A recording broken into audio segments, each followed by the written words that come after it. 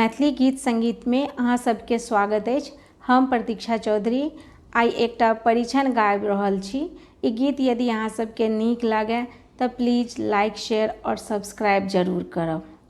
सखी हे आरती उतारू रघुनंदन दुल्हा के, सखी हे आरती उतारू रघुनंदन दुल्हा के, रघुनंदन दुल्हा के, हे दुलरुआ दुल्हा के, रघुनंदन दुल्हा के, हे दुलरुआ दुल्हा के, सखी हे आरती उतारू रघुनंदन दुल्हा के, सखी हे आरती उतारू रघुनंदन दुल्हा के।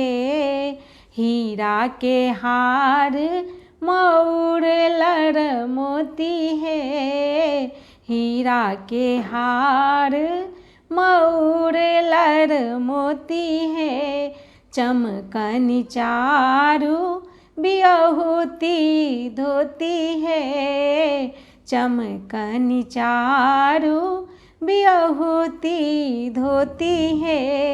देखू चरण महावर कर कंगन दुल्हा के, देखू चरण महावर कर कंगन दुल्हा के, सखी हे आरती उतारू रघुनंदन दुल्हा के, सखी हे आरती उतारू रघुनंदन दुल्हा के।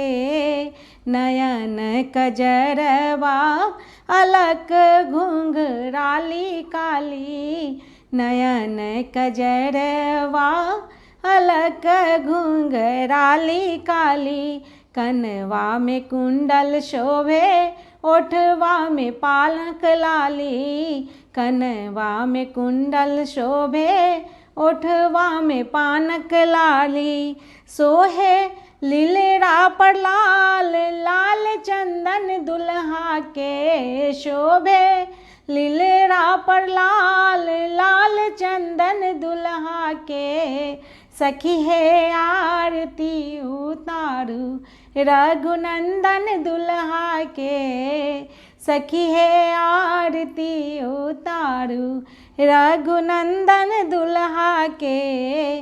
मंद मुस्कान और तिरछी कान है, मंद मुस्कान और तिरछी कान है, जाके कोई उपमाना सकल जहान है, जाके कोई उपमाना सकल जहान है। कोटि काम छवि वारू आंग आंगन दुल्हा के, कोटि काम छवि वारू आंग आंगन दुल्हा के, सखी हे आरती उतारू रघुनंदन दुल्हा के, सखी हे आरती उतारू रघुनंदन दुल्हा के। धन्य धन्य मिथिला के सुकृत महान है, धन्य धन्य मिथिला के सुकृत महान है, सिया जी कृपा से पाओल एहन मेहमान है, सिया जी कृपा से पाओल एहन मेहमान है।